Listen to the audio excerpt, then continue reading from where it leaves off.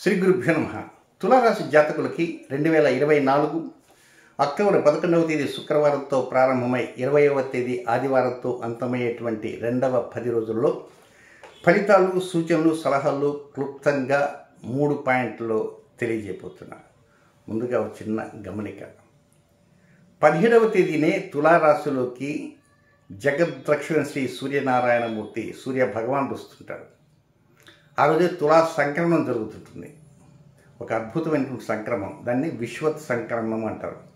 ఆ రోజు ఉదయం 6:04 నుంచి 10:04 4 గంటల పాటు అది పుణ్యకాలం ఉంటుంది. తులా సంక్రమణ పుణ్యకాలం. ఆ రోజే ఒక అద్భుతమైనటువంటి యోగం కూడా ఉంది. ఆ రోజే గురు పూర్ణిమ, ఆ రోజే ఆశ్వీజ పూర్ణిమ, శరత్ పూర్ణిమ, కౌముది పూర్ణిమ అంటారు. ఇక అన్నిటికంటే ముఖ్యంగా వాల్మీకి మహర్షి యొక్క జన్మదినం. ఇన్ని ఉన్నాయి. ఇంకోటి ఏంటంటే కోజాగరే, అది కోజాగరి పూర్ణిమ అంటారు. కోజాగరే, ఆ పూర్ణ ఉదయాన్నే సంబంధించిన పాయసం తినడం అదే టైంలో ఉంది. ఒక అద్భుతమైన యోగం ఉంది. ఆ యోగానికి సంబంధించిన వీడియో కూడా ఆల్రెడీ అప్లోడ్ చేశాను. ఆ వీడియోలో ఉండేటువంటి వివరాన్ని కొంచెం చూడటానికి ప్రయత్నం చేయండి. అలాగే దసరా రోజున ఒక యోగానికి సంబంధించినటువంటి సమయం ఉంది. ఆ సమయానికి సంబంధించిన వీడియో కూడా ఇచ్చాను. ఆ సమయంలో డబ్బు సంపాదించాలి మీరు తప్పకుండా. పర్టికులర్గా మీ రాశి వారే డబ్బు రాబోయే రోజుల్లో కావాలి, అవసరం కనుక దానికి మార్గం సిద్ధంగా ఉంది కనుక ఆ మార్గం వైపు మీరు పయనించండి. నెక్స్ట్ మొదటి పాయింట్కి వెళ్దాం.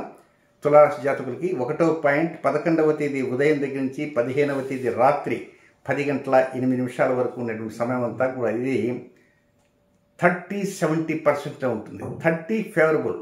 ఆ ఫేవరబుల్ ఎంతవరకు? కేవలం 11వ తేదీ మధ్యాహ్నం 3 గంటల 4 గంటల వరకే ఫేవరబుల్.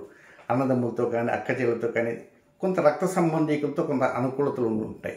11వ తేదీ సాయంత్రం దగ్గర నుంచి 15వ తేదీ రాత్రి 10:08 దాకా ఉండేటువంటి సమయం అంతా కొంచెం నీరసంగా ఉన్నట్టుగా, నిస్సత్తుగా ఉన్నట్టుగా, ఆహ్లాదం లేనట్టుగా, ఏదో విసుగున్నట్టుగా, అనీజీగా ఉన్నట్టుగా ఇలా అనిపిస్తుంటుంది.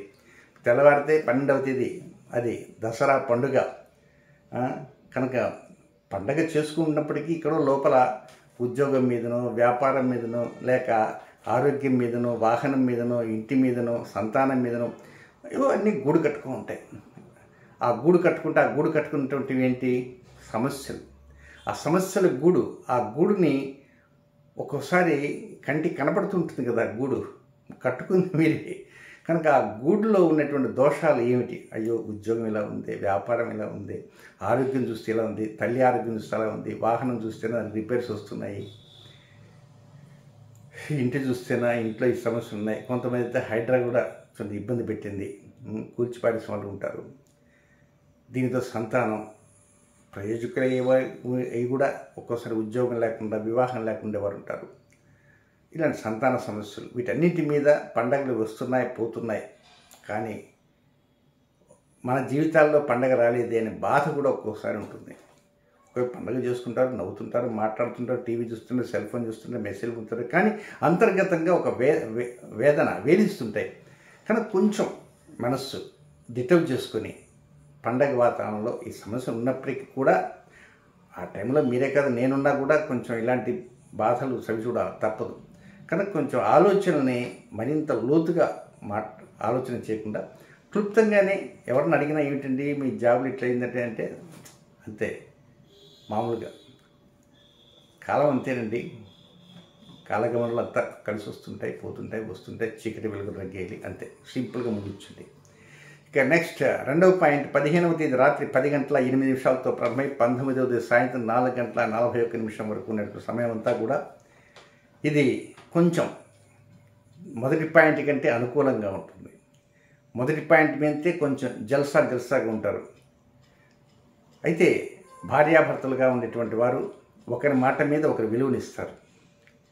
వ్యాపార భాగస్వాములు కూడా చక్కగా ఉంటారు. పండగ వాతావరణం అయిపోయింది కదా, ఇంకా దాంట్లో ఎంత మిగిలా ఏమిటి సంగతి అది కూడా వ్యాపార భాగస్వామి చూసుకుంటారు. ఇక దంపతులుగా ఉండేవారు ఈ ఖర్చు ఎంత పడింది ఏమిటి, పండగ వాతావరణం అయిపోయింది కదా, ఎక్స్ట్రా ఎంత ఖర్చు పెట్టి ఈ ఖర్చుని మనం ఏదో విధంగా కుదురు తగ్గించుకోవాలి. ఇక ప్రేమికులుగా ఉండేవారు వారి యొక్క ఆలోచనలు వారికి ఉంటాయి. అమ్మ నాన్నతో చెప్పాము, ఇంకా వారేమంటారు, ఎస్ అంటారా, నో అంటారా, ఏదో ఎస్ అంటారని మనోభావం ఉంది. కొంతవరకు పాజిటివ్ మేనర్లో వారి యొక్క థింకింగ్ అంతా ఉంటుంది. ఇక కొంత హెల్త్ ఇష్యూస్ ఒక రిపోర్ట్స్ చూస్తే అవి కూడా అనుకూలంగా ఉంటుంటాయి.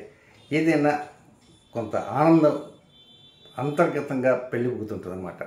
సో మనం డెవలప్ అవుతాం, మంచి రోజులు వస్తాయి అనేటువంటి ఒక ప్రగాఢ విశ్వాసంతో ముందుకు సాగిపోతుంటారు అన్నమాట. సో ఈ విధంగా సాగిపోయిన కారణంగానే ఈ 14వ తేదీ, 15వ తేదీ, 16వ తేదీ, 17వ తేదీ, 18వ తేదీ, 19వ తేదీ కనుక 16, 17, 18, 19 5 రోజులు హ్యాపీగా గడిచిపోతాయి.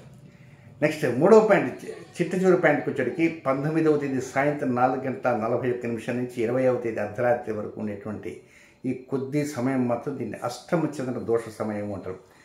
ప్రతి నెలలో తగులుతూనే ఉంటుంది అష్టమ చంద్ర దోషం. ఈసారి అష్టమ చంద్ర దోషం అంటే ఏమిటి ఒక వీడియో ఇస్తాను. ఆ వీడియో చూసి దాంట్లో అష్టమ చంద్ర దోషం అనేక అంశాల మీద ఉంటుంటుంది. ఒక్కోసారి సడన్గా అష్టమ చంద్ర దోషం ప్రభావం మనకు కనపడుతుంటుంది. కానీ నెలలో 2.5 రోజు మ్యాక్సిమం ఉంటుంటుంది. ఇప్పుడు అది మీకు 19వ తేదీ సాయంత్రం 4:41 నుంచి ప్రారంభమై 21 దాకా ఉంటుందన్నమాట. అంటే నెక్స్ట్ 10 రోజుల్లో కూడా అది కొంత ప్రారంభంలో ఉంటుంది. కనుక ఈ అష్టమ చంద్ర దోషం ఉన్నప్పుడు కొంత ముఖ్య కార్యక్రమాల వైపు శ్రీకారం చుట్టకూడదు, కాముగా ఉంటుండాలా. మీ పని మీరు చేసుకోవడానికే ప్రయత్నం చేయాలి తప్ప అనవసరంగా వీటి మీద వెళ్లకుండా ఉండాల్సిన అవసరం ఉందని కూడా గమనించండి. నెక్స్ట్ తులారాశిలో జన్మించిన జాతకులకి నక్షత్రం వయసుకు ఉంది వ్యతిరేక సమయాలు, అన్ఫేవరబుల్ టైమింగ్స్, విసర్జనీయ సమయాలు ఉన్నాయి. అవి కూడా తెలుసుకుందాం. చిత్రా నక్షత్ర 3, 4 పాదాల్లో జన్మించిన జాతకులకి 18వ తేదీ శుక్రవారం మధ్యాహ్నం 1:23 ప్రారంభమై 19వ తేదీ శనివారం ఉదయం 10:46 వరకు ఉన్నటువంటి సమయం అనుకూలమైన సమయం కాదు. అది వ్యతిరేకమైన సమయము, అన్ఫేవరబుల్ టైం.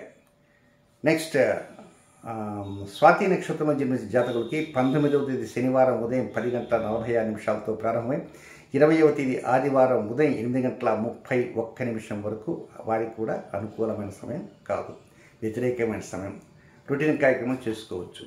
నెక్స్ట్ విశాఖ నక్షత్రం 1, 2, 3 పాదాల్లో జన్మించిన జాతకులకు వీరికి 2 సమయాలు ఉన్నాయి. ఆ సమయాలు ఎప్పుడంటే 12వ తేదీ ఉదయం అంటే పండగ ప్రారంభమై 12వ తేదీ ఉదయం 5:25 నుంచి 13వ తేదీ ఉదయం 5 గంటల వరకు, తిరిగి 20వ తేదీ ఆదివారం నుంచి నెక్స్ట్ డే అంటే 21వ తేదీ సూర్యోదయం వరకు వారికి కూడా కొంత అనుకూలతలు అనేవి తక్కువగా ఉంటే విసర్జనీయ సమయం అది. కనుక రొటీన్ కార్యక్రమం మాత్రం చక్కగా చేసుకోవచ్చు. ఏది ఏమైనప్పటికీ కూడా పండగప్పుడు కొంత ప్రశాంతంగా ఉండండి. 17వ తేదీ తులా సంక్రమం, అద్భుతమైన సర్వార్థ సిద్ధి యోగం ఉంది. అలాంటి యోగం అనేది పండగ, ఇది ఆశ్వీజ పూర్ణిమైన తులా సంక్రమం వస్తుంది కనుక అలాంటి యోగాన్ని సిద్ధింప చేసుకోవడానికి ప్రయత్నం అంటూ సాగించండి. ఆ వీడియో చూడండి, పూర్తి వివరాలు మీకు తెలుస్తాయి. శుభం.